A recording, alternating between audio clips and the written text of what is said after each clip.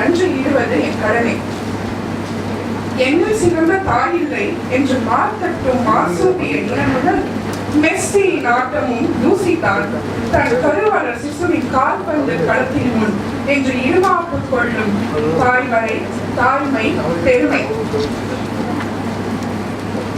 உதிரத்தை உணவாக்கினால் ஆதலால் ஆயிற்றே அச்சுறுத்தும் சிவப்பும் அமைதியான வெண்மையான்.